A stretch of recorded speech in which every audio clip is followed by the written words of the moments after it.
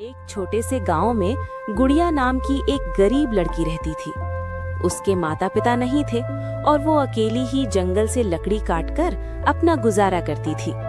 हर दिन सुबह सुबह वो जंगल जाती, लकड़ियां इकट्ठा करती और उन्हें बेचकर खाना लाती। लेकिन उसकी जिंदगी बहुत कठिन थी।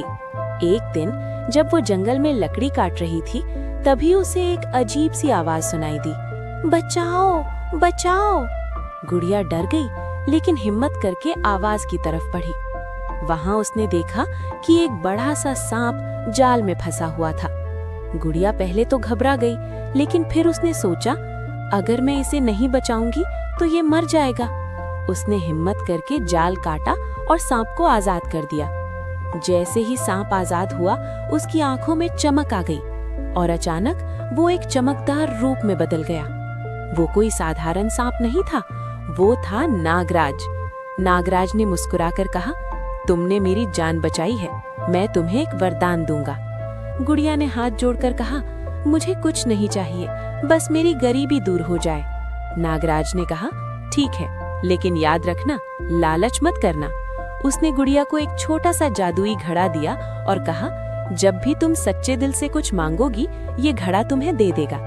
गुड़िया खुश होकर घर आई। उसने घड़े से खाना मांगा और तुरंत स्वादिष्ट भोजन आ गया। धीरे धीरे उसकी जिंदगी बदलने लगी।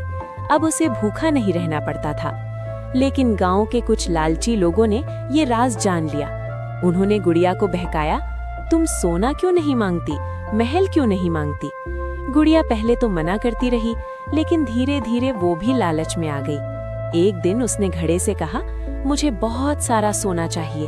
घड़ा चमका और अचानक बहुत सारा सोना निकलने लगा, इतना कि पूरा घर भर गया। लेकिन फिर सोना रुकने का नाम ही नहीं ले रहा था। घर टूटने लगा। गुड़िया डर गई। तभी तेज रोशनी के साथ नागराज प्रकट हुए। उन्होंने गुस्से में कहा, मैंने तुम्हें लालच से दूर रहने को कहा था। गुड़िया रोते हुए बोली, मुझसे गलती हो गई, मुझे माफ कर दीजिए। नागराज का दिल पिघल गया। उन्होंने सारा सोना गायब कर दिया और कहा, अब तुम्हारे पास सिर्फ वही होगा जो तुम्हें जरूरत है, लालच नहीं। गुड़िया ने सबक सीख लिया।